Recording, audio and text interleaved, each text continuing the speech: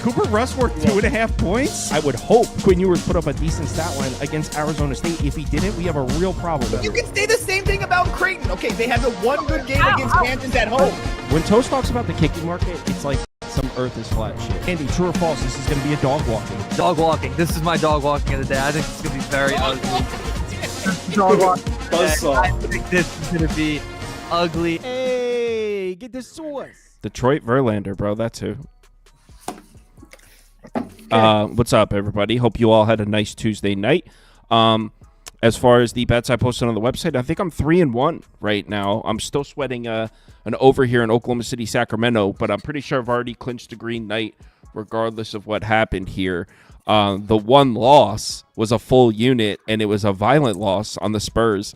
But I think I won. Did I win every other bet? Yeah, I got the Magic.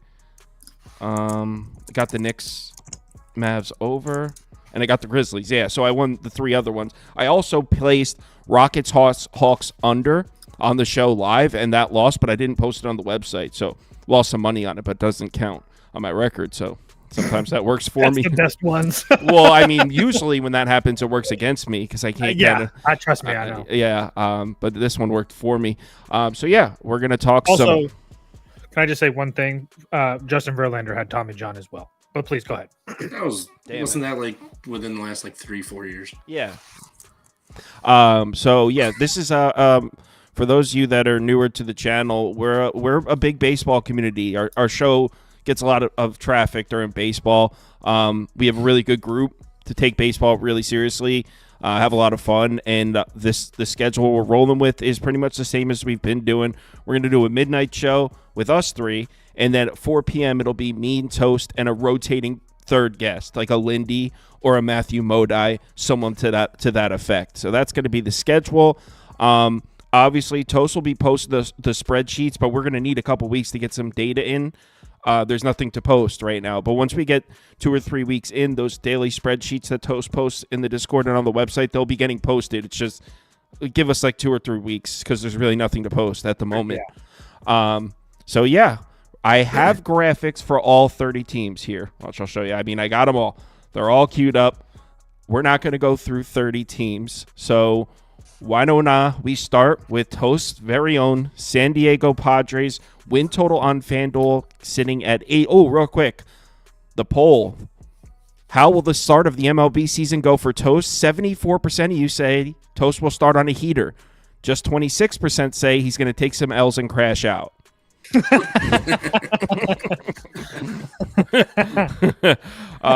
So I'm going to put up a poll. Padres over 85.5 wins. And Padres under 85.5 wins. And before I pass the rock over to Toast here, I will say these markets and the NBA full season markets, I got to say, it's very difficult to price out. Oh, yeah. With football, at least you can go through the schedule a little bit and kind of, I mean, in college football, there's a 12-game regular season schedule. So you can at least be like, all right, do I think they're going to win this game? Do I think they're going to win this game? With baseball, it's like, how do you even – I don't know how to price these markets out. So for me, this is more just like fun talk. Maybe I'll tail. But Toast, do your Padres get over the 85.5 win mark? Well, to answer that question, no. But to go back to your other point about pricing these markets, it's one of those things where I feel like in baseball that you try to isolate, 3 to 5 teams that you think are going to be better than what is expected, and you can fire on those. But going through the whole board of team over-unders and placing bets and stuff like that, it's just like, crazy talk. So as far as the Padres are concerned, everybody knows they're my favorite team. I think that everybody makes a lot about what they lost, but at the same time, I do think that they're going to be a little bit better than people expect. I just don't think that they're going to fall off a cliff. The reason that I say under is because of how good their division is, and when you have teams like the Dodgers and the Diamondbacks in your division, who, obviously the Dodgers are the Dodgers, and the Diamondbacks last year, it was like a miracle that they didn't make the playoffs and how good that team was. They just folded down the stretch, which was just crazy. But regardless, that team not only comes back, but they added pieces as well. So the thing that I wanted to hit about the Padres is the pitching staff. I think that a lot of people underestimate how good this pitching staff could be. And this isn't me being a homer. Michael King is a certified ace. I don't think that anybody is going to argue that.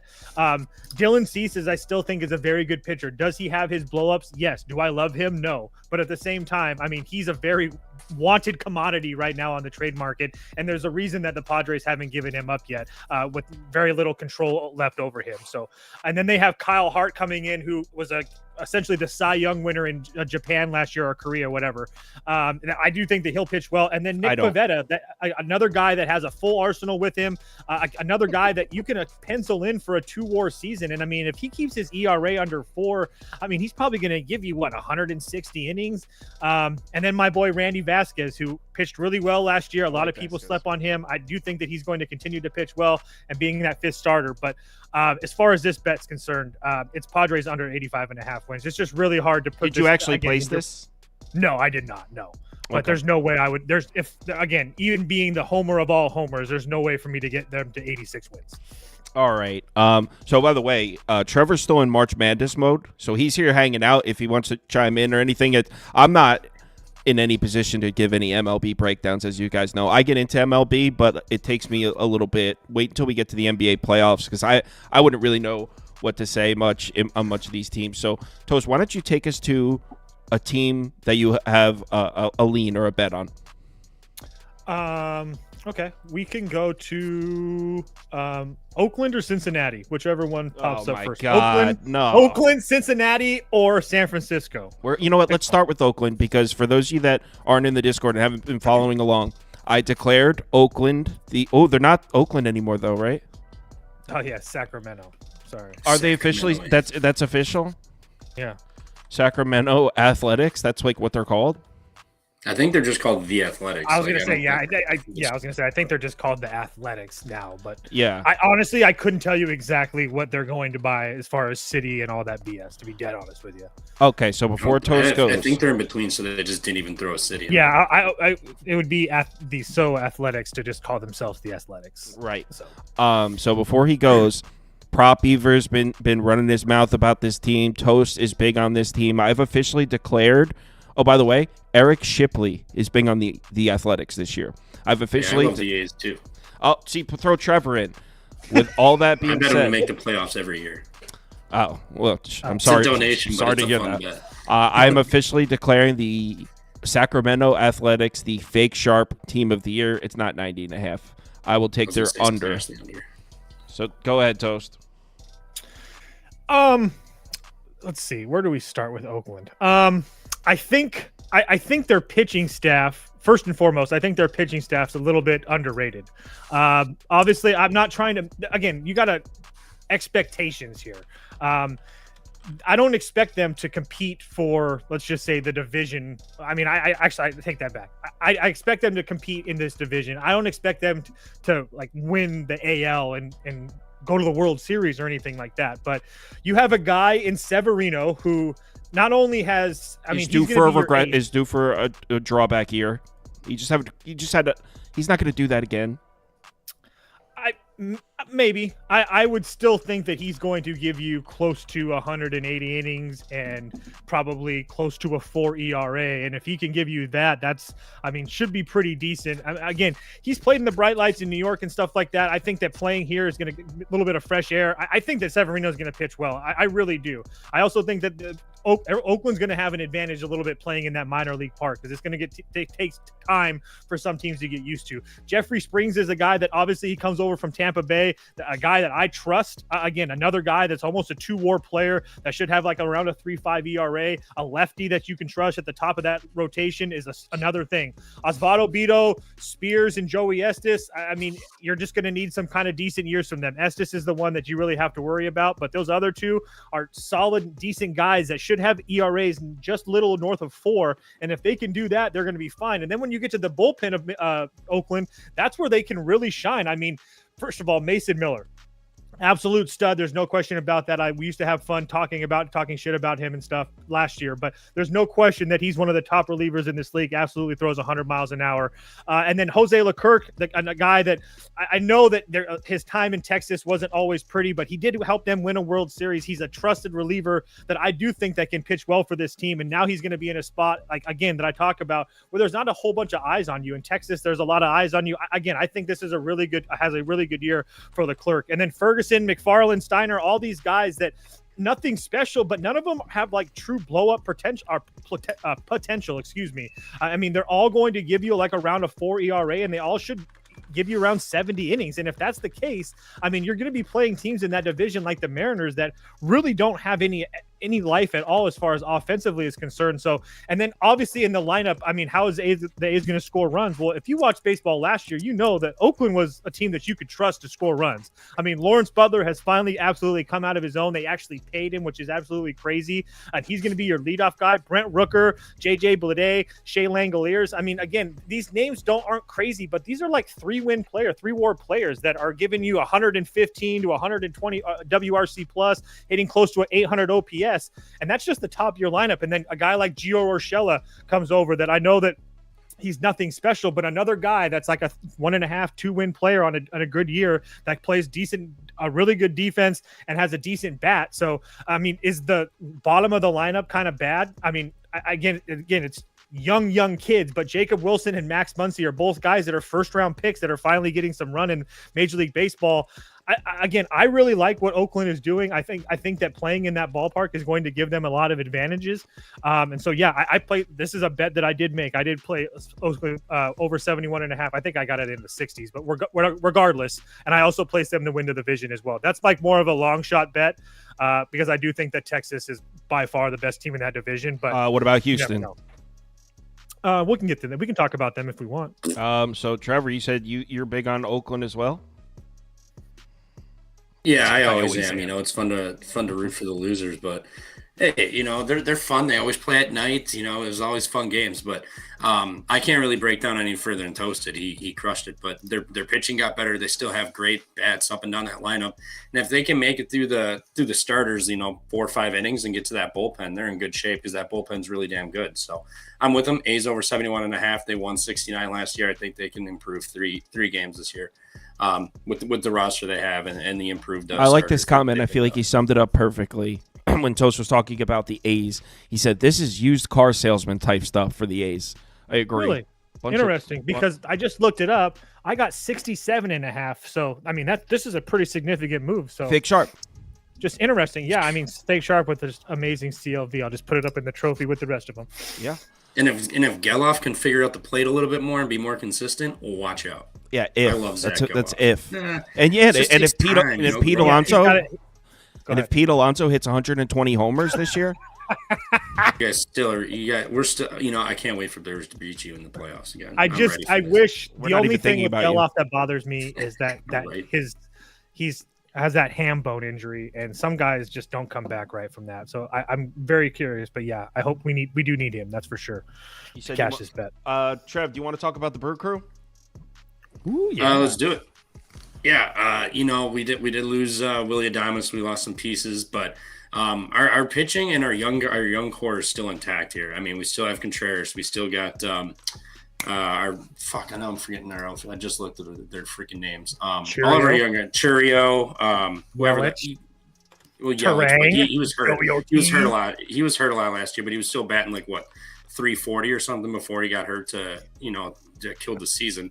Another back injury, but overall, like I still like this team. You know, we're getting Woodruff back. We're getting the veteran back. Peralta can't be as bad as he was last year. At least I pray not.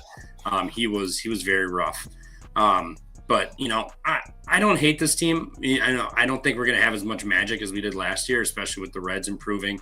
You could argue the Cubs got a tad better, but still don't believe in them. Yeah, they do suck. So I like Milwaukee. What's their win total? 82.5. 82.5. Seems a little steep. Seems a little steep for me. A little steep, my ass. No, I don't know. We won 94 last year, something like that. Now we're getting a 12-game discount. I just don't know if if we can have that magic again, because I mean Contreras and I don't think you Churio, can. we're going nuts. You know, I'm gonna spite bet the over just to do it to you. But I mean, they're just not a good team. I don't know how else to say it. yeah, we're getting pitching back, and then at some point throughout the season, we're gonna get this Mizorowski kid, lefty who throws 100 mile an hour gas. Coming in too, not to mention Tobias Myers was really good last year. Our bullpen was elite. We did lose Devin Williams. That sucks for the regular season, but once we get the postseason, the dude's the opposite of clutch. Like he blows it every single year. So as long as we can manage, I think we'll be fine. So 82.5 seems like a big discount from 12 last year. We did have a magical year. I'd be tempted on the over. We always win the NL Central anyway. I know the Reds got better this year. It's interesting. I think I would still have to play the 82.5 over. I really don't do a ton of win totals. I did With bet the what Yankees with under what this year, rotation, bro? Tobias Myers, Freddie Peralta, Brandon Woodruff. Like those three guys are elite. Woodruff is back. Maybe he's going to take some adjustments. Dude, but Peralta he'll figure sucks. it out. Peralta sucks. One bad year. You know what? Woodruff was really good in 2014. You're right. That Oh is my God! absolutely Nestor Cortez, you're excited about? Do you know he doesn't know how to pitch outside of Yankee Stadium, right? Do you forget that the Brewers have one of the best pitching coaches and staffs in all of Major League Baseball? I don't even know who the pitching coach is, but I can guarantee you he sucks. I did. I went to school with his daughter. No, that was the former one. Shit, we had Bosio. He left. I forget who last year was. Yeah, their pitching coach. Chris Bosio. Their pitching coach's kin is getting educated alongside the likes of Trevor. Just shows you like the whole state of this team. I'm going to take the under here, hard under. All right, you know what? I'm going to bet the over. I'm going to go do it right now. Let's do it. Toast, what do you think of this dog shit rotation? I'm not even talking shit. I don't really see it with the rotation. I am dead serious when I say this. I mean, how long have I been telling you guys that Freddie Peralta is not good? A long time. Been a long time. One bad year. I'm just telling you, he's not elite. I've been saying this for years now. This has nothing to do with you, Trevor. I've had so many arguments with people on this show, thinking they're fake sharp, thinking Freddie Peralta is good, and I have to make sure to sit them down and realize he is terrible. Okay, he is a 4 ERA pitcher that's had a couple decent runs. He can pitch at home, every once in a while, but at the same time, he's not a man that can be trusted. Nestor Cortez is definitely not a man that can be trusted. Sauce actually said it the best. Just can't pitch outside of Yankee Stadium. So until he shows me and proves me otherwise, I don't really trust him. Aaron Savale, I will give you. I have no problem with Savale. Just being a former Ray, he knows how to pitch. I do trust him. I do think that he's going to be fine. But I think that Tyler Alexander and Quintana are going to be kind of wild cards. And I also think that having those three lefties, I don't really know what that's going to do for you, because if they're not good, then you guys are going to have to rely on a whole bunch of young guys. I don't know. I don't really love the division. That's kind of where my head's at. I don't know, man.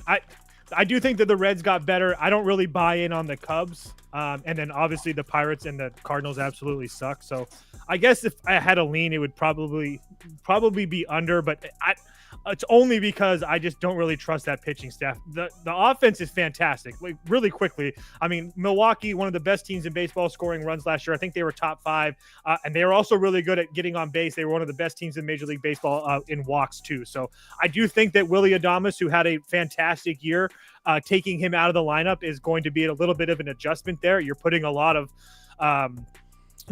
pressure on guys like Rhys Hoskins and Garrett Mitchell to really carry that load. But again, I mean, you replace Willie Adames with Joey Ortiz, who a lot of people are really high on this kid. I know that there's a lot of metrics that say he could be good and could be bad. He strikes out a lot, but at the same time, I do think that he was really good. Keep in mind, Joey Ortiz was one of those big guys, or big prospects in Baltimore that everybody wanted to get their hands on. So, I don't think that the Brewers are bad, but I do worry about that pitching staff, if I'm being dead honest.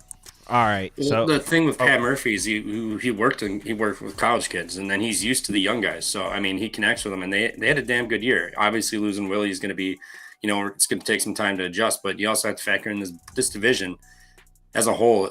Year in, year out is just not good, and the Brewers always win and get it done. So I mean, regardless, I still think they find their way to 83 wins at least.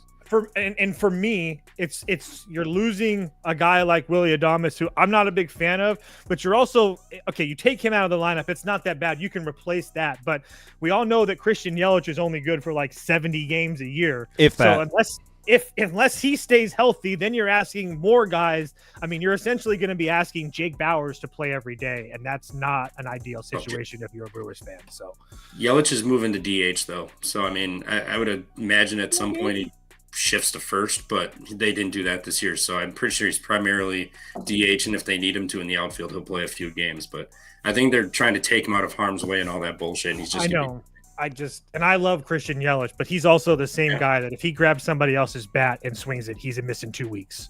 So fair point. All right, so we're polling 55% on the over. Seems like some people in the comments are saying under. So while we're in this division, I don't know if Toast has a bet on this, but I know everyone wants to hear Toast talk about Paul Skeens. So he's a notorious Skeens hater. A lot of people were already asking in the Discord, Toast, are you taking the Pirates in the opener? So this is, in our community, this is a talking point. Toast versus Skeens is a long-standing rivalry. So we're sitting at, I believe, 75.5 wins. It's all full steep for our Pirates team. That's absolute piss. Don't think they're as pissed as everybody. I think the future is bright. I will say that. I do think the future is bright. First and foremost, I think that the pitching staff is a lot better than people give them credit for. Obviously, Jared Jones going down really sucks. He doesn't have surgery, but I mean, at the same time, he's probably going to have Tommy John sooner or later when you start dealing with these elbow situations. But at the same time, if he is to come back and actually pitch well, between him, Skeens, Keller, and I know that people kind of put their nose up to a guy like Andrew Heaney, but I mean, he's a solid left-handed pitcher. I like Heaney. He gets a bad rep, dude. Exactly. That's what I'm saying. Like, again, he's nothing like that. You're going to go be a number 1 starter or anything like that. But when you're asking Andrew Heaney to be a number 3 or a number 4 starter, depending on how you look at Bailey Falter on a Pittsburgh team that there's not going to be a lot of eyes on, I think Andrew Heaney's going to pitch just fine. I bet you Andrew Heaney has like a 4.15 ERA. He probably gives you 150 innings. I think that's fine. My point to all that is that the pitching staff is really good, especially the starters. I don't know what to think of the bullpen, but I think that the bullpen had like a little bit of a more down year last year. I don't think Bednar is as bad as what he showed most of the year last year. I do think that he would probably bounce back. And then Holderman, Santana, and Ferguson, all those guys are all under but the only one that's really like, oh, they got Ferguson? Yeah, from Houston. Yeah. So the only guy that's kind of like volatile in that group for me is Santana. But I mean, Holderman's all right. Holderman's all right. No, yeah, Holderman's good too. Yeah. So it's one of those situations. Holderman has really good strikeout stuff too. So like I said, Santana's the only one that's kind of volatile for me. So again, as long as they don't continue to regress, talking about the Pittsburgh bullpen, I do think that, like I said, the pitching staff as a whole is going to be solid. And then as far as the lineup is concerned, I don't really know, man. I mean, Tommy Pham always seems to play well, so I'm not going to try to sit here, but he's going to be essentially a league average bat. But everybody else, I don't know what to expect from O'Neal Cruz and Brian Reynolds. I'm not really a big fan of Brian Reynolds. I know he always puts up numbers, but it feels like kind of a lot of meaningless base hits. I don't like him either. Maybe that's just a jaded fan. I don't know. I do think that O'Neal Cruz is going to probably have a big year playing in center field. I do think that helps him not having to worry about being a shortstop in Major League Baseball. There's a lot that comes with being a shortstop. There's not a lot that comes with being a center fielder or outfielder. So I do think that he plays well. But then you're asking guys like McCutchen and Joey Bard and Key Brian Hayes and IKF to all play well. It's just really hard. So It would be under, but again, it's only because there's so many questions. But at the same time, I mean, if everything played out and they just didn't continue to get bad, I wouldn't be surprised if Pittsburgh wasn't just absolutely terrible. Yeah, I'm putting under up because it's the Pirates, and it's always under. That's another thing, is that even if they are decent, the chances of them selling is pretty damn high, whatever pieces they might have. So what about Trevor? Yeah, I like the unders. The Pirates, they didn't really do much to improve offensively, if anything at all. They got some pitching, but still, I mean, to Post's point about O'Neal Cruz, yeah, they put him in there the last like third of the season after All-Star break or something. He played center field, so obviously I think he'll improve a little bit there. He had some mishaps and shit go on out there, but I don't really see them improving much. I mean, especially, you're in the same division as the Brewers, the Cubs, who always just kind of dominate this team. Or Reds and Brewers. I just don't see how they improve much. I get they got Skeens. Skeens is pretty much an auto win for them. As long as they can score 2-3 runs, they should be able to win the game. But other than that, I don't really believe in the Pirates ever. Like, they're just they always suck. It's a bad organization. Yeah. Real quick, before we hear where Toast wants to go next, we have to take a quick stop. There's a free bet on the board. Cincinnati, where we're going next. No. Oh, Nets under. Are you kidding me? This is the... Ooh, we got one Sudu. He said, are you kidding me? It's 90.5 wins for 90.5. Mind you, this was the best team in baseball the last 2 months of the season. Yeah, we lost to the Dodgers in the NLCS, but you can make an argument the last 2-3 months of the season, this was the best team in baseball. I believe they have the best record in baseball, and we signed the hottest free agent on the market. What are we doing? 90.5 wins. This team may have the best record in the NL. I don't even think that's a controversial statement. This is the year of Grimace. Remember, you can't, when you're talking about the Mets, it's like two eras. It's pre-Grimace and post-Grimace. And if you want to try to tell me pre-Grimace Mets weren't good, okay, yeah, we got off to a little bit of a rocky start, had some ups and downs. Post-Grimace, this team was goddamn magical. And I, honestly, if you're taking under 90.5 wins, it's clear that you just don't understand the sport. There's no other way to say it. Mets, 106 wins this year. Best record in the NL. Grimace up. You realize the whole, like, the NL East generally as a whole, like, got better too. Yeah, we'll see. Dude, the Braves, those guys in the middle of the Braves line up. All of their best days are behind them. No. The Phillies. You know what, Trevor? You're right. Put your faith in the city of Philadelphia. Let me know how it works out for you. I hate Philly. I hate Philly as a whole. Anyway, I think everybody does. But the Braves got healthier. I mean, they're getting Acuna and Strider back. Like, those are two gigantic losses for that team last year. And once they left, like, they were cooked. And then not to mention, well, you guys got better too. But Philly's still going to be Philly. It is what it is. Like, they're always good. But 90.5, you guys, what was your record after Grimace? The best in baseball. Did they lose? Oh, yeah, but you can't run Grimace back the next year after. The whole magic of the whole thing is still there. You have to He's find still a there. new shtick. I know, but you got to. We don't need a shtick, bro. We're the best team in baseball. Grimace was a shtick. After that, everything. You guys tried Hawk to a girl? Absolute dud. What are you talking about? We beat your ass and knocked you out of the playoffs after the Hawk to a girl. Grimace came after Hawk to. That was an utter failure. failure. You got your order incorrect. It was Grimace first, then Hawk Tua, and people were saying, "Oh, Hawk Tua ruined the Mets," but we just kept winning after that. Well, we can agree to disagree on this one, but if there's a head-to-head for like series wins for Mets Brewers, I would take the Brewers all day. The Mets, we're getting revenge. Also, totally forgot about this. Euchre died. This season is for Uke. Grab your World Series tickets. Trevor's drowning right now. I mean, Euchre. He has like a legendary voice. I do think that was very sad. 50 years. No, I mean that they're probably going to do like. Honestly, I'll take the Brewers on opening day for the memorial they're going to do for him. But as far as the full season, I mean, their opening day, they're big plus price. Toast, can you tell Trevor? Plus 130. That's not a big plus price. I grabbed it last night. That's a big plus price, buddy. Can you tell him, Toast? Yeah. I can't tell him because I don't know. That's just a big number. I'm not. It's be a pass. It would be a pass. Okay, first and foremost, 90.5 is not that big for the best lineup in baseball. I agree, but at the same time, if you're looking at it as a whole, you're looking at a team that, regardless of Grimace or not, they were 28 and 16 in one-run games. That's a very good job that they did winning close games. But now that they're going to have to do that again, that's what great teams do. I agree. So again, I just wanted to put that out there for everybody that it wasn't just some magical like we kicking everybody ass. There was a lot of close games. They won a lot of close games. We tend to see those things regress to the mean season after season. Just putting that out there. I disagree.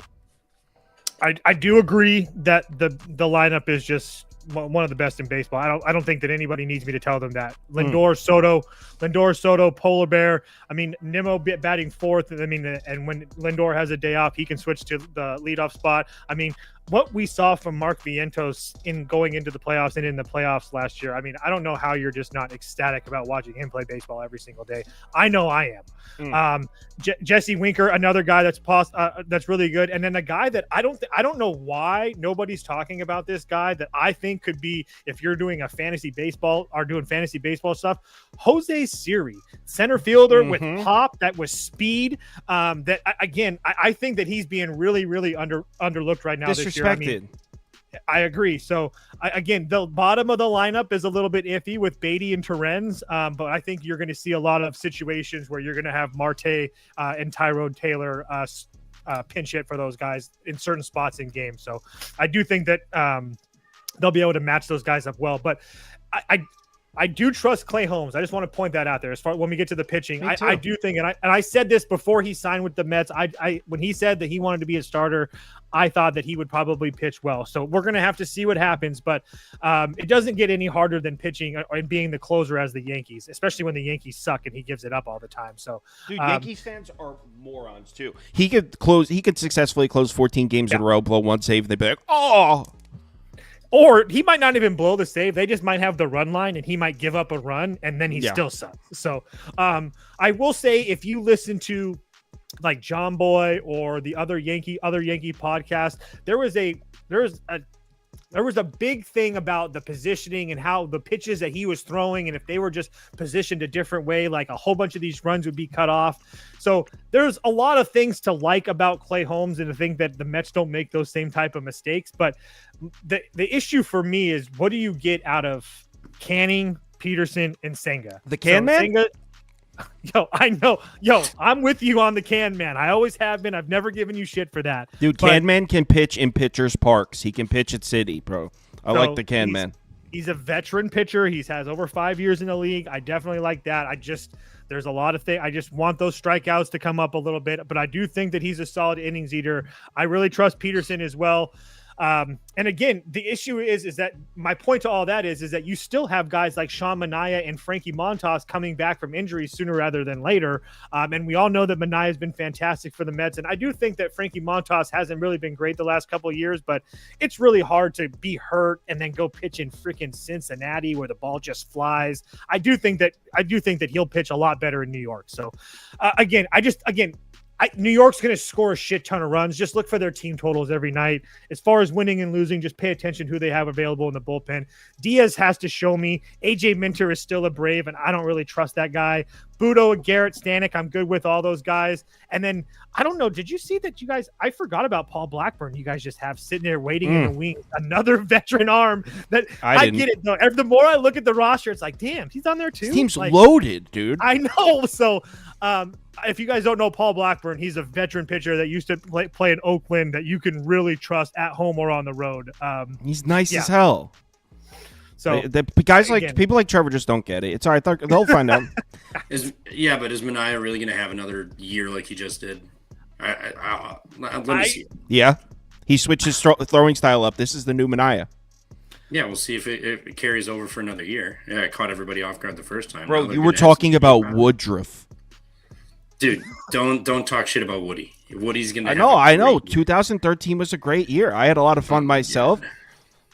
We forget about 2023. What team should we talk about next? Toast, Trevor, either you guys have a team in mind, or should I pick one at random?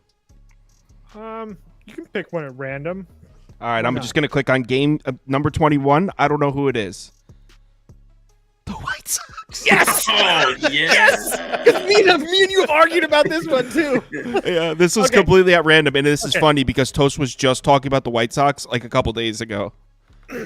Don't tell me you bet they're over. No, I don't know if he bet the over, but he thinks that like they actually might be all right. I did. I bet it, especially out of spite. Oh my God, I can't wait. what was it, 53.5, 52.5? I don't know. I'm trying to find my notes. I have 54.5. 54 and a half. It doesn't matter. They're winning 60 games, so either way. Oh shit! Whatever you like. Christ. Oh, I know, right? Nobody wants to bet the White Sox. They're terrible. There's no way they could play any worse than they played last year. Facts. You're damn right. They can't play any worse than that. There's no way in hell. Yeah, It's they not can't play possible. worse, but they can play just as bad. They're going to increase by 30%, 33% on their wins without Dylan Cease and Well, hold on. Traded? I was actually talking to Prop Beaver about this, and by no means am I going to defend the White Sox, but he was saying they won, I don't remember how many games they won, like 40 last year, like the worst thing we've ever seen. And Prop Beaver was like, and look at their lineup. They didn't even really get better. And I was like, dude, it's not necessarily just about getting better or worse. To only win 40 games or whatever they won, it's not just you have a bad team. A lot has to go wrong, like one-run games, where like it's not just like this team won 40. Like that same exact team that just won 40 games could easily win 60 if like things bounce their way in a couple. So I mean, I get how maybe you like buy low on a team nobody wants to bet on, but also this team sucks. So go ahead, Toast. They suck. It's so funny. It's like we're thinking the same, because that's the first thing that I wanted to say. For as bad as the White Sox are, they sure as hell played a lot of one-run games. They didn't win a lot of them, 13-29 in one-run games. But if they just add a few more to that, that's going to make their season. That's going to hit that up a little bit more.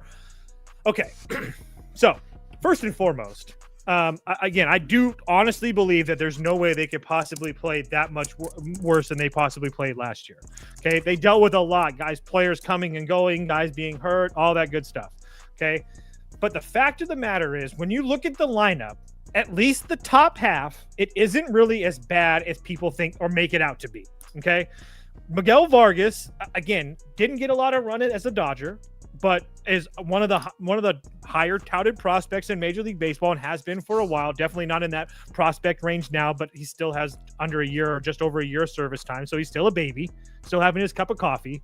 But regardless, I mean, Fangraphs has him projected as a two-WAR player on the White Sox. I mean, that's, again, if you get that, I mean, that's a very good start till your leadoff. And then Robert. Obviously, I don't think anybody has to. I don't have to tell anybody about how good he is. I don't know. I don't really know about him. Well, can you if rely on trade him? They would have traded him last. He's the one piece they have left that anybody wants. Exactly. I'm gonna say this is gonna sound silly, and I did a fantasy baseball draft recently, and before I looked at all of these advanced analytic average draft position, and nobody's taking Robert high. Like, is he supposed to suck this year? I don't know if I would play him in fantasy. He also strikes out a lot, so he's probably not a guy that you would want on your fantasy team either. You'd want a guy that, I don't play a lot of fantasy, but you'd probably want a guy that puts the ball in play. It doesn't strike out at like a 29-30% rate. But I do think that also you probably would want to stay away from him, because if you're playing fantasy baseball with like average people, that name probably still holds a lot of value to them. So there's no point in trying to reach with him. That's the only way I would look at it like that. But regardless, I still think that he's an above average player. I don't think there's any question about that. I think that he's more than capable of an 800 OPS and a WRC plus at like 120, 125 or more. Benintendi, another guy. Again, I'm not trying to make a case that these guys are going to be freaking all-stars or player of the weeks or anything. But when you're putting them into the context of having to win only 55 games, I mean, again, Andrew Benintendi is a veteran left-handed bat that you can trust to be at least league average, and that's all I'm asking him to do, is to be league average. Again, we're trying to get to 60 or 55 here. We're not trying to get to 90. Okay, Andrew Vaughn, another guy that's, again, He's cool. Thank you. Okay, good. We'll take that. Sosa, another guy that, again, hit or miss. We'll see what we get from there. The bottom of the lineup sucks. I'm not going to try to go into that, but again, and the rotation: Burke, Cannon, Martin, Perez, Shane Smith. Again, not household names, nothing crazy, but they should have Chris Flexen coming back. I can't remember what they do with Flexen anyway, but they still have Mike Clevenger, that they're going to use him as a closer now. I don't think that the bullpen is as bad as it's going to be. I think that Clevenger actually is going to pitch pretty well in the bullpen, and now he's not going to have to worry about being a starter. And they again, it's kind of sucks that Drew Thorpe got hurt, but again, the White Sox also have a lot of guys in their farm system from all these trades that they've made and whatnot. So you're going to get a lot of fresh guys, and it only takes a couple guys to start playing well for them to kind of stack up wins. So again, all of this in the context of 54 wins or 55 wins is our goal. I do think there's a lot of value on the White Sox this year. I know that sounds crazy, but I truly believe that in my heart of hearts. This isn't a bit. I'm not just doing this for the show. Me and Kyle had this conversation organically, but I truly believe that there's some value on this. I'll put over up. I'm not betting it though. Do you have any thoughts on the White Sox, Trev? Yeah, I bet the under 54.5 minus 105. I couldn't believe it was freaking damn near even money. I'll go down with the damn ship. Okay. Yeah. One, to Toe's point with Flexen, I pray Chris Flexen comes back. I think they covered 4, maybe 5 run lines the entire last year. I blind faded him. Every time I saw him starting, free money. And then you got that bullpen following him up. Oh, please. I pray he comes back to play. But they have Lou Bob. I'll give you Benintendi's pretty good. Andrew Vaughn kind of pops up. But Lou Bob's the one piece they have. And to your point, they're not going to do anything. They're going to trade him at some point this year. And I will give you that. They've got to have dudes in their farm system because of everything they've done with everybody that we've gotten rid of. So I'll give you that. But for them to improve 14 games this year, I will pay to find out. At even money, damn near, I will pay to find out and watch the White Sox win more than 50 games. I don't see it happening. I will take them. Their lineup is terrible. Their pitching staff all around is not good. And I just pray Chris Flexen comes back because it's free money every single time on the run line, fading him. They were like 68 and 94 or something on the run line last year, covering these 1.5s and 2.5s whenever they were playing like monster teams like the Dodgers and shit. So I have no problem taking the under. I don't think they improved whatsoever, and I think they're going to trade away their best player in Lou Bob. At some point this season, that's just going to really hurt them. So if the farm league guys come up and make strides in this team, wins 55 games, so be it. But I have no problem going down with an under 54.5 ticket. I can't believe we just talked about the White Sox for 9 minutes. I'm switching the team. 9 minutes. Not to mention that entire division is good. Guardians, Tigers, Royals. What was the other one? We have different definitions of you good. Three prospects in the top 30-ish with Nolan Schultz, Kyle Teal, and Hagen Smith. Again, if one of those guys plays well, they're going to hit this number. I'm telling you guys. All right. The White Sox love to tank. Should I pick another team at random? I'm just gonna. That was fun. Yeah, that was fun. I'm gonna click on team number 6. I don't know what team number 6 is. We stayed in the same city. Cubbies. You know what? This is perfect. We already talked about the Cubs though because they played the Dodgers, so maybe we should grab a different one. Yeah, that's fine. I just want to say shout out Craig Counsell for getting the Brewers into the playoffs last year, even though he wasn't even in the same state. Shout out that guy. Man of the people. All right, I'm clicking on team number 27. Go. Baston. Ooh. Oh, everybody wants to talk about this team. Everybody wants to talk about Baston. Trev, you have any thoughts on Boston? Did you get to look at this one yet? I looked a little bit. I was seeing their moves they've made during the offseason. I think they got a lot better. I thought it was pretty funny that Rafael Devers was not even thinking about giving his position to Alex Bregman when one of the reporters asked him about it. Future Met. No. No chance. He's I'm calling my shot. He's going to Milwaukee. Devers is awesome though. Hey man, do you forget we got CC Sabathia and he ran us to the freaking playoffs that one year? Yeah, because he got traded there. He's not gonna. He had to play there. He went there against his will. He was practically taken to Wisconsin in handcuffs. He was a prisoner. He didn't want to go. No one wants to go there. Rafael Devers from the Dominican Republic or whatever to sign in Milwaukee, Wisconsin. He won't. Whoa, we have nice weather up here in the summer. It's 75, sunny. You can mean it's like a Dominican Republic light. All right, so Trev, am I putting up over or under 86.5 wins for Baston? 86.5. I don't really think hasn't. 86.5. I mean, they still got guys coming back from in. Did his Casas back? Yeah. I was gonna say they were talking about it last year. I don't remember if he came back towards the end of the season or not, but I don't know. I mean, I think the Yankees got worse, obviously, like losing Soto and then Cole's out, Gill's out. So I think that they can't be any worse than last year. Boston wasn't good. Their pitching staff was terrible. I mean, as long as they improved, I'll say over, but I haven't touched this. Like, this is a team I really didn't look into. I just saw some of the moves they made via Twitter and whatnot, and that's about it. Toast, what are your thoughts on Baston? It's over for me. It's just really hard to play an under with this team in this spot. I don't excuse me. The reason that I say this is that I don't think that the Orioles are going to be that good. I don't trust their pitching staff at all. And so I do think that if you combine that with the Yankees and Garrett Cole going down and them just kind of always shit in the bed in the first place, that I don't really put too much into that. And I feel like Boston's now in a position where not only have we had to hear about them not spending, they say they're going to spend money and then they're not going to spend, then they don't spend money. They spent.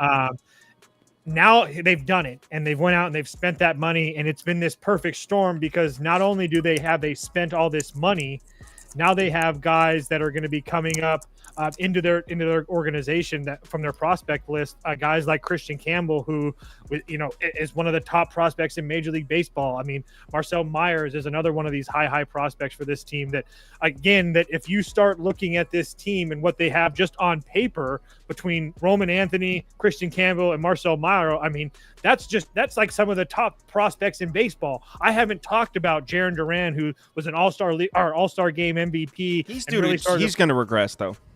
I was going to say really started to come into his own.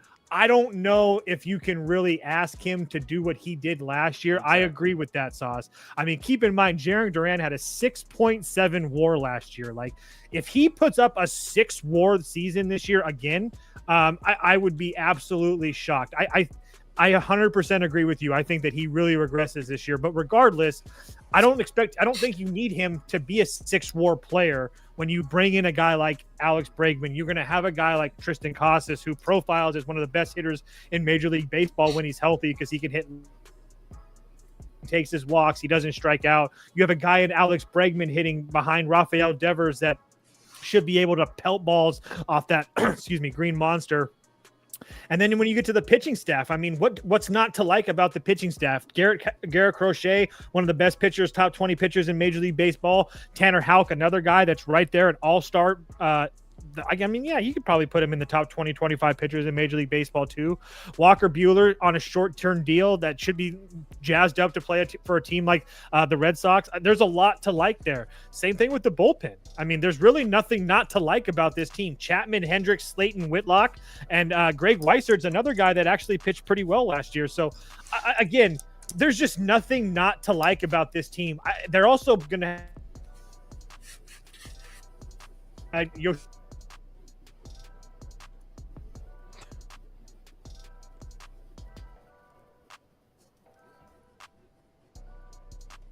Hold on. No, you for some reason you just. Oh no, now you're back.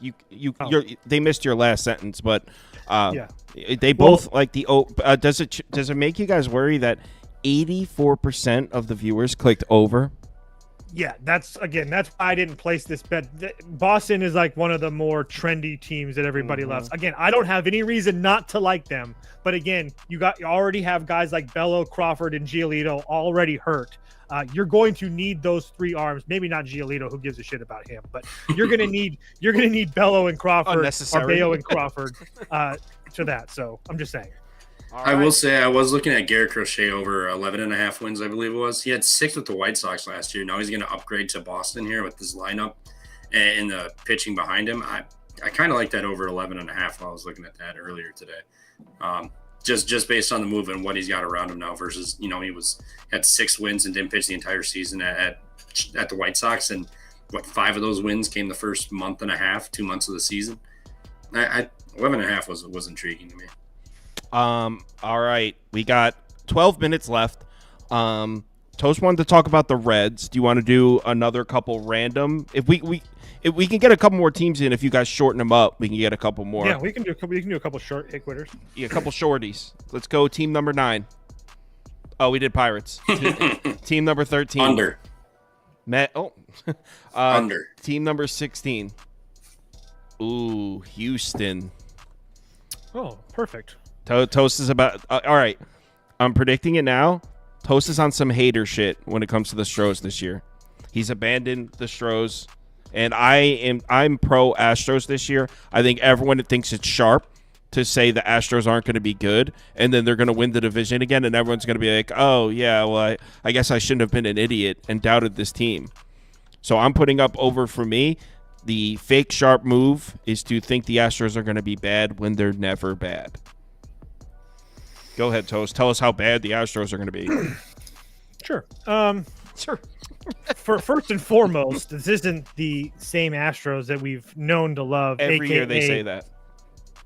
Go on. I won't interrupt. No, you're fine. This is what we do. But I just want to make sure that everybody remembers I'm the guy that put everybody on the bad boys train. Okay, everybody at the bad guys. I love the bad guys. We made a lot of money with this team. It's definitely not the same team. Have they made improvements? Yes. But for me, it's simple things. It's really simple things with this team that I have to see before I go out and think that they're going to be a good baseball team. One, the outfield, absolute disaster. Okay, Jose Altuve playing left field.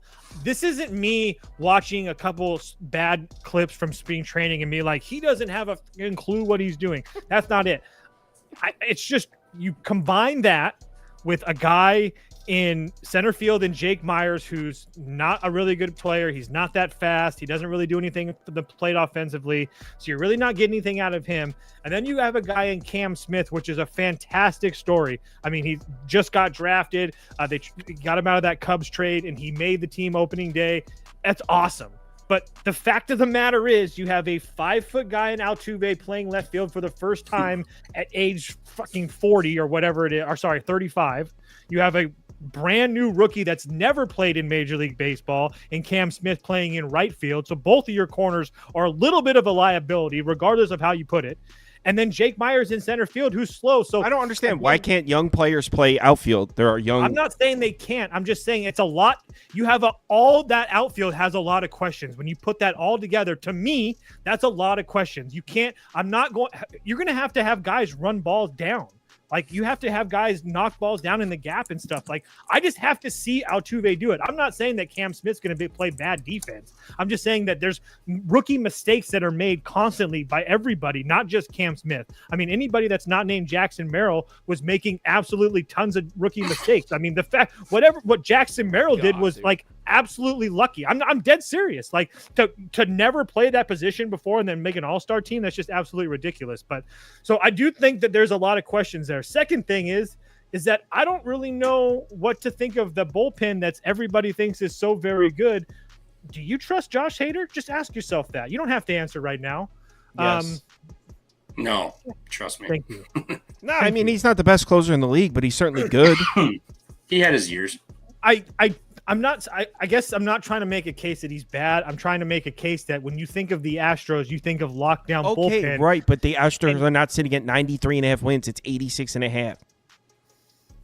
86.5 against teams that, like the Rangers, who have gotten a lot better, the Mariners, who suck offensively but have one of the best, if not the best. Astros are going to be a 500 team? A 500 team. I don't think they're going to be 500. I don't think they're going to win 86 games. That's what I think. That's like a 3-game margin. 500 is 81 and 81? Yeah. Trev, I guess. You're not fake sharp, right? Astros over. No, I know they lost some pieces. Kyle Tucker's gone. Is Yordan Alvarez really going to stay healthy again all year? Probably not. And then to Toast's point, you got Altuve in freaking left field. They put him there because they got that short porch, those box seats, because they're just going to home runs will just go over his head. So it's whatever. I mean, he's going to have to run balls off that wall. It's not going to be good. Yeah, those little legs are not going to be keeping up. He's a crazy athlete. I'll find out. I agree. But, yeah. All right, so you're on the under, Trevor? 40. I would lean under too. I think you lose Kyle Tucker. You got Josh Hader in your as your closer position, who hasn't really been his normal dominant self the last 2-3 years. And then Yordan Alvarez, is he going to stay healthy? Probably not. And I just, Altuve in left field, he's 5 foot. He's like, what, 5'4" or something? His little legs aren't going to be able to keep up and track balls down. So, yeah, I'll take the under too. Everyone in the comments, the Astros are not a 500 team. The Astros are ass. even James Meek, who comes out and says, I've been an Astros fan for 50 years, they will nosedive this year. Even James Meek, everyone thinks the Astros are going to be shit, and then they're going to win 90 games and either win the division or going to lose to the Rangers by a few games, and everyone's going to be like, oh yeah, that was stupid to take the Astros under 86 wins. They're never bad. When are they ever bad? They're never bad. Even when they're bad, they still win 90 games. They're never bad. They were good because they had the core players. They've lost that core. Altuve's the only guy left. That's talking about. Jordan's still there. In. I'm just saying that's Jordan's there for sometimes, but I also think that there's probably a good chance that they trade Framber. They haven't been able to sign him. Your boy's coming back too, Christian. What's the pitcher name? Christian. Christian. What you're talking about? They're getting him back. Dude, Javier. That's it. Dude, yeah, Javier. The entire the entire Astros starting rotation was hurt last year. They're all back. JP France, Luis Garcia, Christian Javier. Oh my God, that's and fucking But two of those guys had Tommy John. No, and the other guy, dude. You're forgetting somebody that stepped up last year and was good as hell. Arrieta? No, better than that. Spaghetti. Blanco. Dude, the Astros have nice-ass rotation. Y'all just sat there. You guys just sat there for good. 10 minutes and talked about Altuve in left field and not mention. There is so many. Bro, they have the best pitching rotation in the AL. You guys, that outfield is so bad. They're going to have to make a move. I honestly think they're going to have to trade Framber. They have the best rotation in the AL. Am I wrong? On paper. Best starting rotation in the AL. You're taking to be a 500 team. Crazy. All right, we'll do one more random team, and then we'll let Toast talk about the Reds. I'm going to take team number 8. Oh, sorry, they're not the best rotation in the AL, but they're who would you take? Seattle. Okay, fair point. It's at least debatable, and I'm not saying you're wrong. It might be Seattle, but I would agree it's debatable because of that Astros depth, no question. Yeah. So you guys spent Altuve in left field apparently is the most important thing that happened in Major League Baseball this offseason.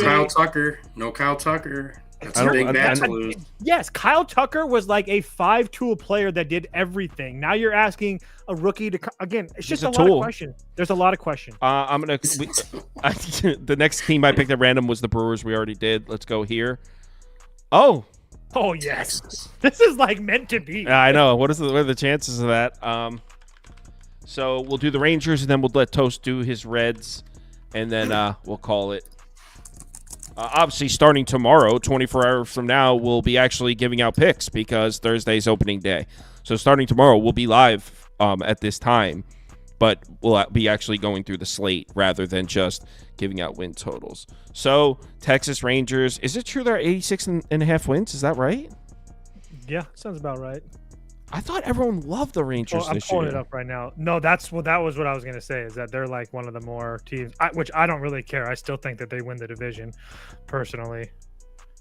Why can't I find my Rangers? I'm putting the Rangers up under, but I'm going to be very clear.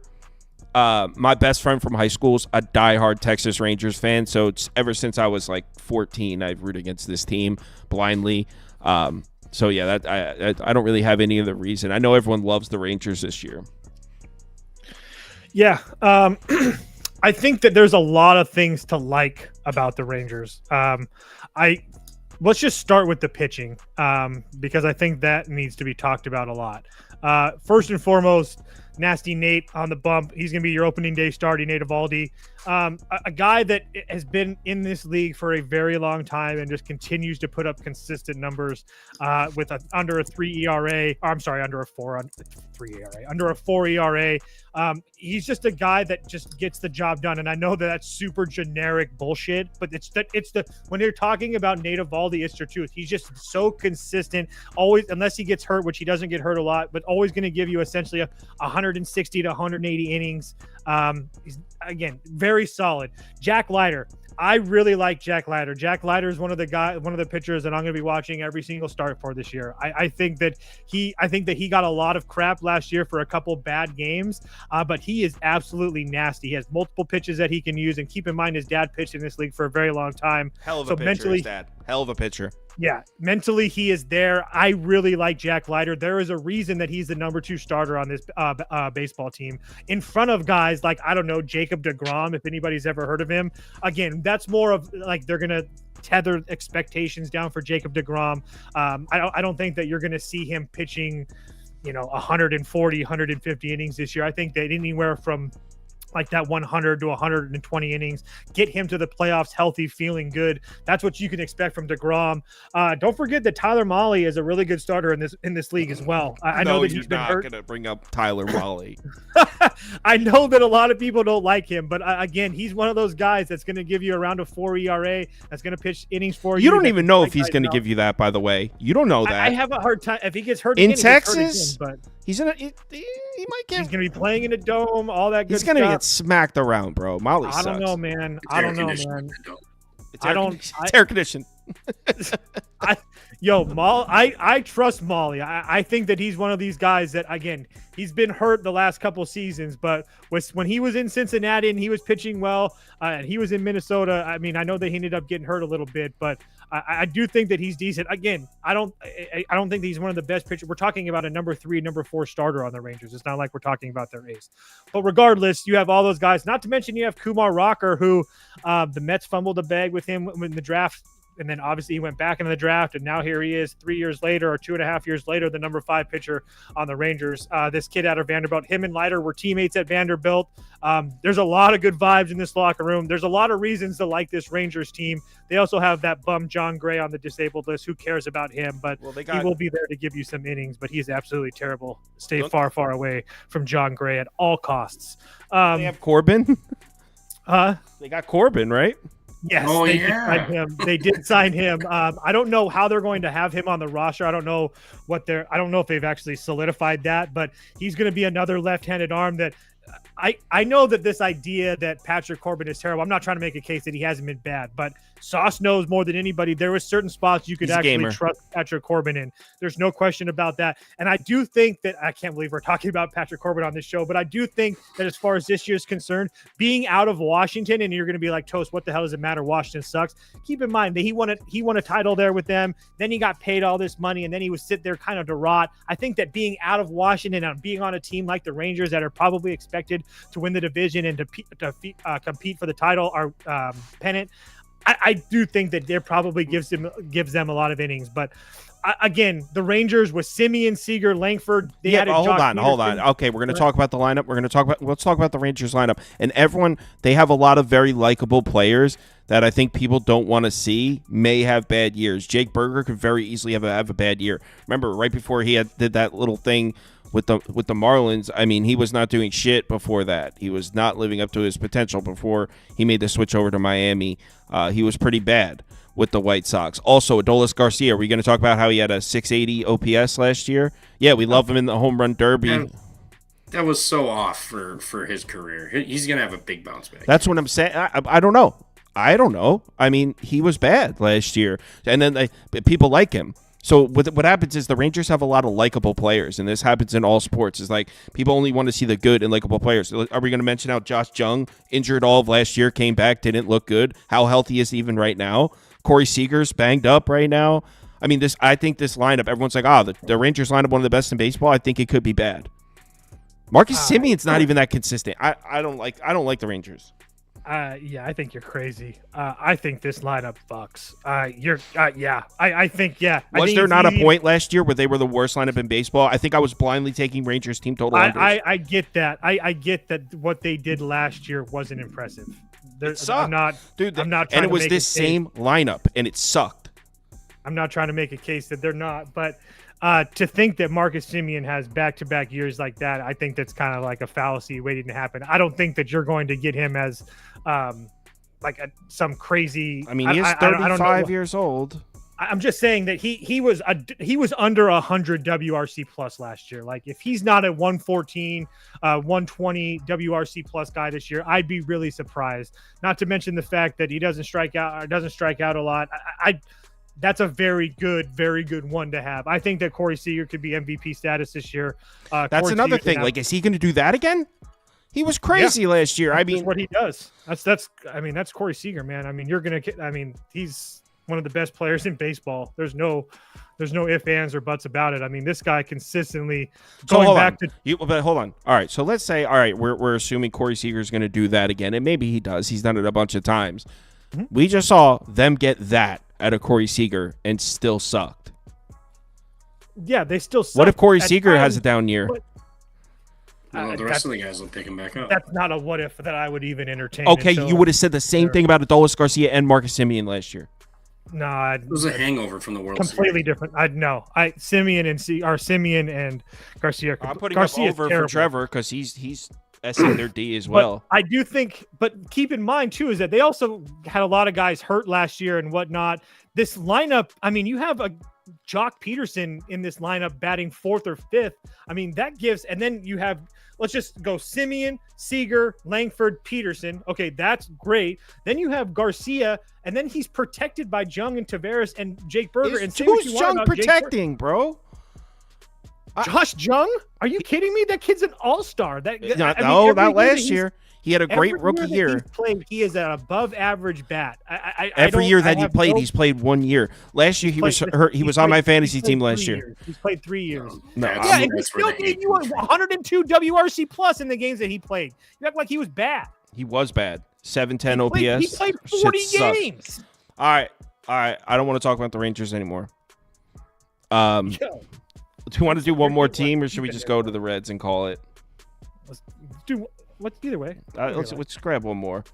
I'm gonna pick team number 12.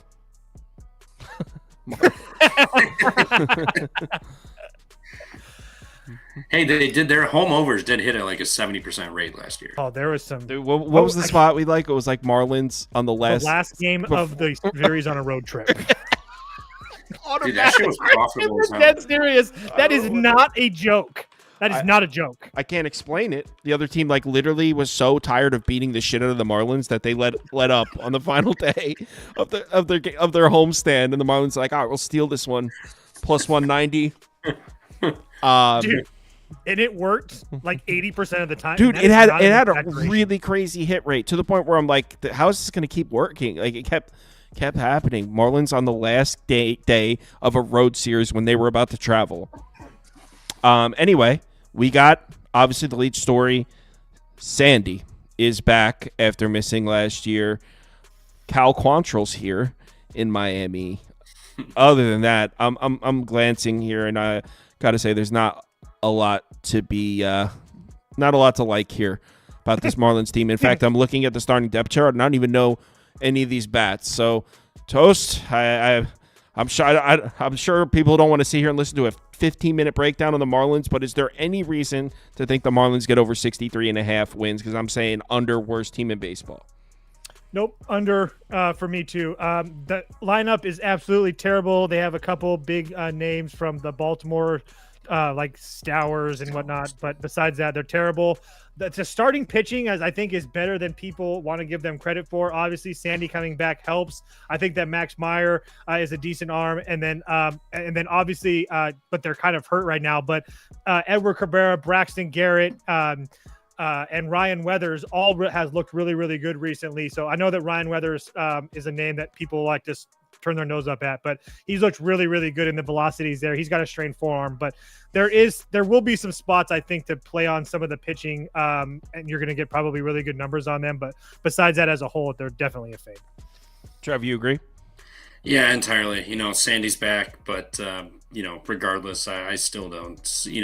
I saw a comment on there. Sandy could win 16 games, and the Marlins still win 62, and that's 100% accurate. Yeah, that's 100%. He could literally have a third of their wins the entire season. Yeah, and it wouldn't matter. So yeah, Marlins under easy. Those are the only games they're gonna win is when he goes 8 with 1 run. Well, yeah, I also think that he'll be Jake traded. Berger's gone too. Yeah. So they'll be traded. He'll be traded most likely as well. Sandy's so gonna. They don't have any. This is his last year of his contract. They don't have any options for him. So, and they couldn't trade him when he was hurt. So, all right. Should we do one more? If we're doing them quick, we can do another one. Yeah. We already talked about the Cubs. Damn, I keep grabbing the same teams. Royals. There we go. Yeah. All right, let's do Kansas City, and then after this one, we'll do the Reds.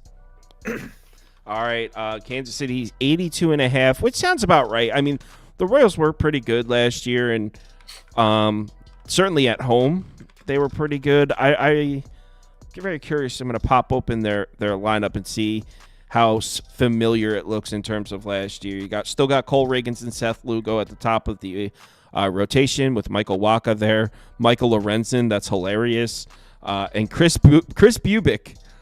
Hunter Harvey's. I mean, the bullpen's not bad. I wonder how. Look at the bullpen, dude. Estevez, Ursig, Zerpa, Harvey, Schwarber. That dude. You didn't even mention MacArthur either. I know. I'm telling you, their bullpen is nails. Chris Stratton's actually pretty. I think I might bet blind unders on the Royals the entire year. That's true. They live it. They're in the hitters' park. I mean, no, that park is good for doubles. You can shoot the gap in that park, so you can score points in Kansas City. Actually. Oh yeah, they put up some runs last year, but Trevor, do you have any thoughts on the Royals? I was a big Royals fan last year. They won me a shit ton of money last year, but I just really want to see Lugo and Wacha do that again. Or not Wacha, who's the other? Reagans. They're really good pitchers, but they had freaking awesome years. Are they going to do it again? I don't know. This division. Yeah. You think so? Yeah, dude. Seth. One of the biggest mistakes that the Padres ever made was letting Seth Lugo and Michael Wacha walk. Seth Lugo was fantastic in San Diego. He was fantastic for the Mets the last couple of years that he was with them as well. Seth Lugo's been a really good pitcher in this league for a while that nobody talks about. He was so good with the Mets, and he wanted to start, and the Mets kept using him in the bullpen. And then he leaves, and he turns out to be a good starting pitcher, and then the Mets are sitting there with no starters. I was like, what the fuck? We have Meatball McGill starting games while Seth Lugo's got a 2.31 ERA. They don't call him Meatball for nothing. Toast, you think Italian Stallion Vinny Pasquantino's back too? I love Vinny. It sounds like Toast likes the. It sounds like Toast likes the over here. I do like the over a lot. I do think that they're by far the best team in this division. I think the only team that I would like. I don't really think that Cleveland's going to be that good this year. I really don't. We'll see what happens. I think they really overperformed last year. Yeah. I don't think you really have to worry about the White Sox. As far as I think the Twins are cool. I think the Twins are cool. I was going to say the only other team that I really worry about is the Twins. The Tigers are going to be the Tigers pitching is decent, but everything else is it's a lot of question marks. A lot of question marks for the Tigers. But as far as the Royals is concerned, just starting with their lineup, I do think that Jonathan India being out of Cincinnati and having to deal with all those trade rumors and all that BS, and being here and having a fresh start is going to be huge for him. He talked about how it was just really hard for him to play in Cincinnati, always having to worry about the trade rumors. You have Bobby Witt, who's coming off essentially an MVP season. I mean, Aaron Judge won the MVP, but any other year that Judge doesn't go absolutely off like that, Bobby Witt's the AL MVP.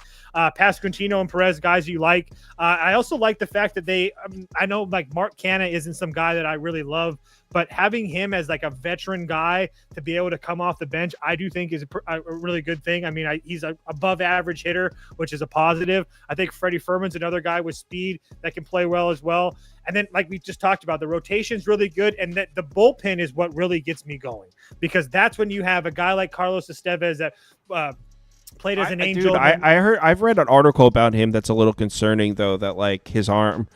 I read an article suggesting that Ursig might be the closer by the end of the year. So he didn't. What's his face? Estevez didn't look good at the end of the year with Philadelphia. Sometimes just when you're surrounded by scumbags 24/7, it's hard to perform. I think Kyle would agree with that. It's just 100%. Not a place, and some guys just fold. And it is what it is. But I do think that playing in Kansas City, he should pitch well. He's been pitching well for a while. He's been pretty much a steady all-star or damn near close to it. So I don't really worry about him. But regardless, even if he doesn't pitch well and he relinquishes that closer role, him and Ursig are very, very good. Ursig's actually probably better than him. I would assume that he probably gets that role unless they promise Estevez that. in negotiations or whatever. But again, Zerpa, Harvey, Schreiber, Stratton, all these guys. Daniel Lynch is another guy that nothing special, but he's like one of your last arms in the bullpen. If that's your bullpen, I mean, that's one of the best bullpens in baseball. I mean, even if Estevez doesn't pitch great, if he's just better than average, that's still one of the best bullpens in baseball. And you have guys like Lugo, Waka, Bubic, and Ravens, that all those guys that you can essentially trust. Maybe not so much Bubic, but again, it's just really hard not to like what the Royals are doing. Is the lineup have some questions at the end? Yes. Do I love Melendez, Garcia, and Isabel? Absolutely not. But at the same time, again, I do think that the top of the lineup is a lot better than people give him credit for. So it would definitely be over for me. Yeah, I also what's that? You don't like MJ Melendez? It's just I think he got better throughout the year. I think that maybe not having to play two positions is going to help him. There's no question about that. But the fact of the matter is he's a way below average hitter. And until he shows me otherwise, I do not like MJ. I always liked Hunter Renfroe too. Definitely has to pop there. Another veteran bat. All right, so I got to do an NBA video and a golf video tonight. So let's do the Reds. Oh, the Braves. I wanted to hear Toast talk about the Braves. Let's do a quick Braves. I wanted to hear Toast thoughts on the Braves real quick. So Atlanta sitting at 93.5 wins. Get off this team's nuts. Dude, I hate the Atlanta Braves. They won 89 with a broken roster last year. The roster's still broken. I hate the Atlanta Braves, but again, they look fantastic. At least on paper, I do think that you have to worry about health issues with some of their pitching. There's no question about that, especially Chris Sale, because he didn't get hurt last year, so it's only a matter of time. But adding Profar at the start of that lineup, I mean, Profar is an all-star player. I have a hard time believing he doesn't play fantastic there. Guys like Austin Riley and Matt Olson played like dog shit last year. I only think that they get better. I really like Austin Riley this year. They have guys like Acuna coming back. Not to mention the fact that, let's just say that Chris Sale's bad. Ronaldo Lopez is a guy that you can trust, and I don't know if he is, dude. I do. I think that he's going to be just fine. And if there's one guy on this team that you want to bet every time that he pitches, season-long stats, below ERA, over Ks, it's Spencer Schwellenbach. I freaking love this kid. Cool. It sucks because I hate the Atlanta Braves and their fans with everything in my body. But Schwelly is just a different man. I really love with him. I think that he's going to be like a 3-WAR pitcher that's going to give you like a 3.4, 3.3 ERA, pitch you 170 innings. I really, really like Spencer Schwellenbach this year. The bullpen's really good as well. They also have guys coming back from injury like Sean Murphy, and obviously Ronald Acuna. Spencer Strider is going to be coming back as well. Not to mention that AA has showed as a GM that he's willing to go get guys. Also, just really quickly, if Sean Murphy doesn't get healthy, Drake Baldwin is one of the best pitching or catching prospects in Major League Baseball. You have nothing to worry about there. So it's they do have something to worry about. Their bullpen sucks. Dude, I don't know, man. It's Pierce Johnson and Bummer. If those two continue to pitch like they've pitched, they'd be fine. I try to pick holes. I don't like either of those guys. He continues to pitch well. No, Iglesias is cool. Iglesias is cool. I don't like the rest of their bullpen. I don't like Neris. I never really thought he was good, even with Houston. Yeah, I don't think the Braves bullpen is any good. Yeah, that's the whole. They do have De Los Santos in that, so they could get that game could be blown up at any time.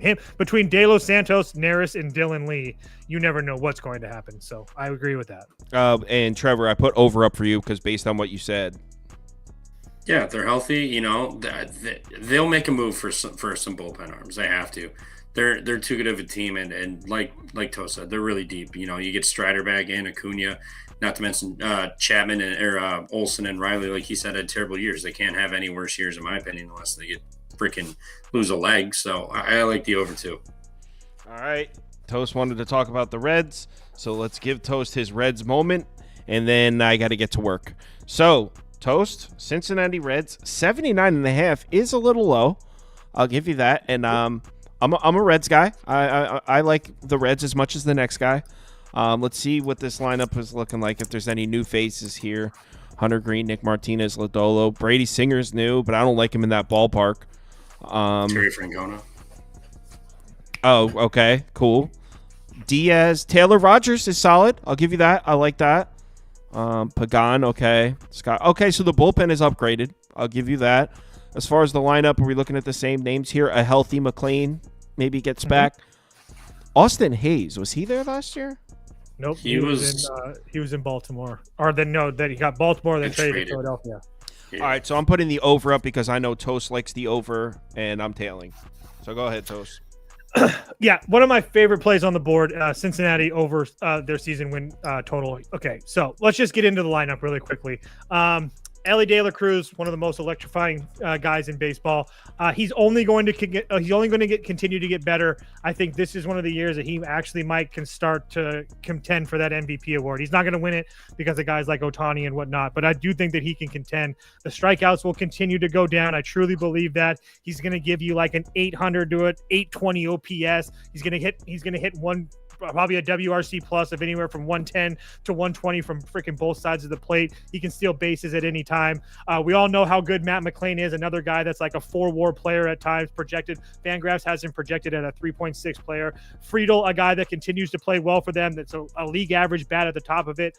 Austin Hayes, not a guy I really love, but again, a veteran bat in the middle of that lineup with some kids that I think that he should play well, especially in that ballpark. Jameer Candelario, another guy, very solid veteran bat. I trust. Gavin Lux, I think, is going to have a breakout year coming over from the Dodgers.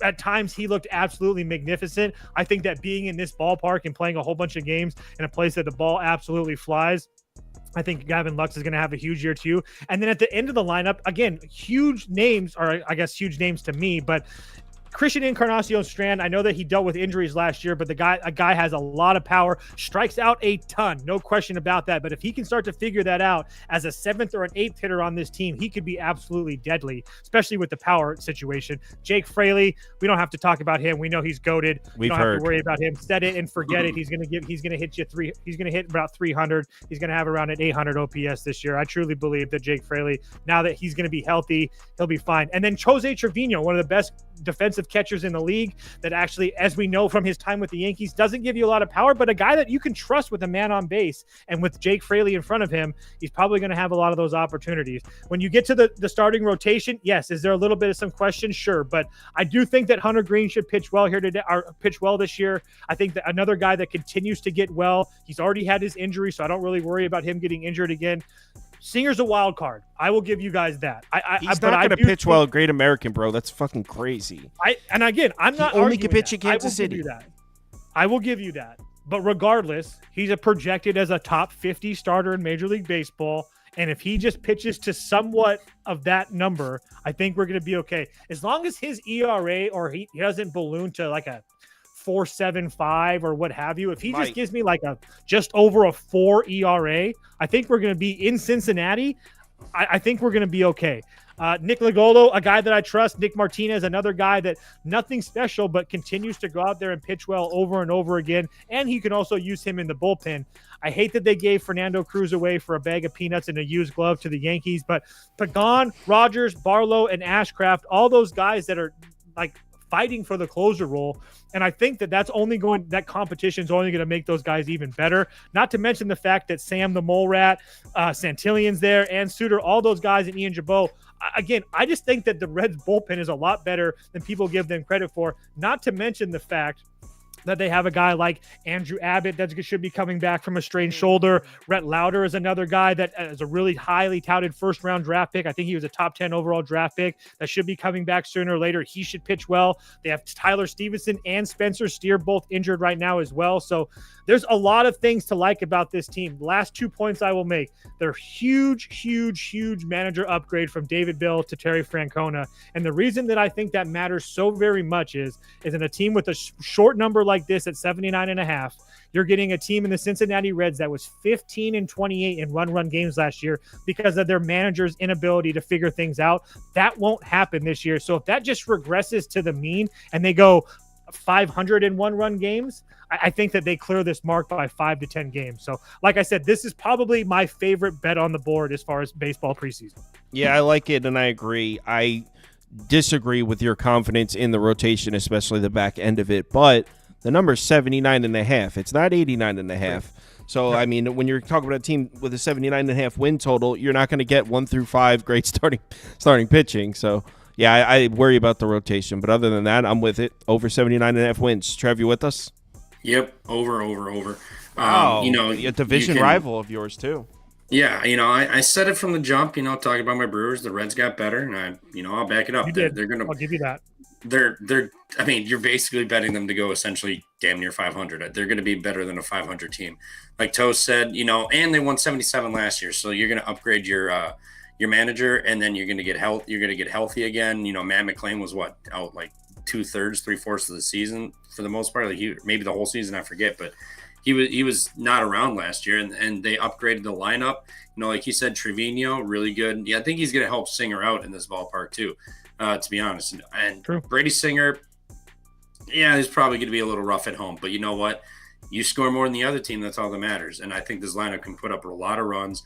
Not to mention they kind of have the Brewers number for the most part. So, you know, there's a couple wins right there too. So yeah, I like Cincinnati here. I think their bullpen is better than you give them a little bit credit for here. And I like the rotation. I already bet Lodolo 80-1 to win the Cy Young. I do it every year. I love that guy. I freaking love that guy. He's so much fun. Just take his strikeouts over every game too. I love him too. So yeah, give me the Reds over 79.5. No problem here. All right, time for me to get back to work. Got an NBA video coming out, and I have a golf video that I recorded earlier that I have to edit. So I'll be pumping out content for the next several hours.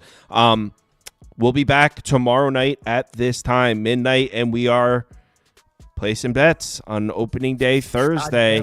I'm so excited. Look at the smile. So Thursday at 4 p.m., I have Moneyline Mac coming on, and we're going through the entire Sweet 16. So we'll figure it out because we also have Sweet 16 games. So I don't know if tomorrow at midnight, do we want to do college basketball and then baseball in the same? We could probably do that. College basketball and then baseball. You want to do like half the Sweet 16 or X amount of games and then do the rest of the Monday? Yeah, we'll do the 4 Thursday games. Yeah. So tomorrow night we'll do the 4 Thursday games and then do baseball. And then Thursday at 4 p.m. we're doing the entire Sweet 16 with Moneyline Mac because he's only coming on once. So we're going to do the whole round. So I'll let you know, Trevor, if 4 p.m. You can't do that time. Yeah. But I think Scoop can do it. So no worries. I can do it too. Yeah, we'll figure it out. So yeah, we'll be back. See you guys tomorrow, 4 p.m. for the normal time. And then midnight, we'll be giving out baseball picks. So see you in 24 hours for some baseball picks. Have a good night, guys.